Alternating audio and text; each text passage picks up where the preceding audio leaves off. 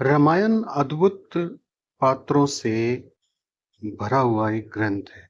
सभी के सभी पात्र समाज को एक नई दिशा, साधकों को ध्यान में आगे बढ़ने के लिए अद्भुत कलाएं सिखाते हैं। ऋषि विश्वामित्र और मेनका की कहानी बहुत अद्भुत कहानी है।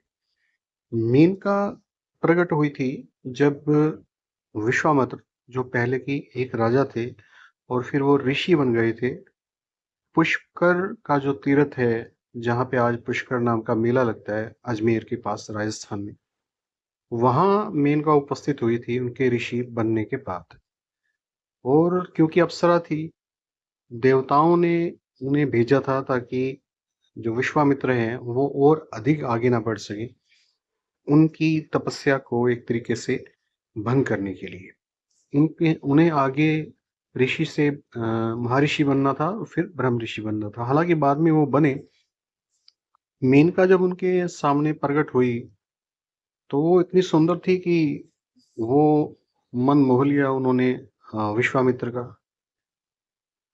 तो उसके साथ वो रहने लगे, उसके साथ विवाह किया और उसी स्थान पे वहां पे विचरण करने लगे।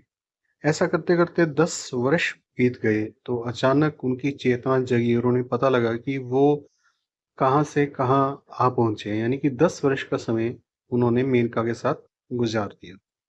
वो बड़े हैरान हुए पहले खुद पे कि भाई ये हुआ क्या, किस तरीके से मेरा काम ने जो मुझे अपने वश में कर लिया था। मेनका को अभी पता चल गया कि ऋषि जागृत हो गए हैं। वो उनके समक्ष खड़ी होकर थर थर काँप रही थी।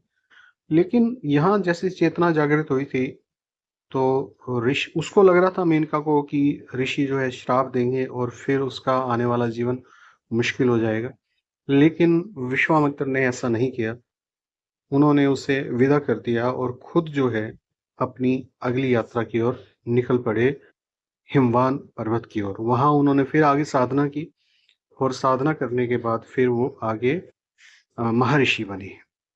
ये मेनका की कहानी थी। मेनका कैसे विश्वामित्र की जिंदगी में आई और कैसे वो वहां से गई बिना कोई श्राप लिए, यानी कि बिना उसे कोई नुकसान किए विश्वामित्र ने एक तरीके से उन्हें छोड़ दिया।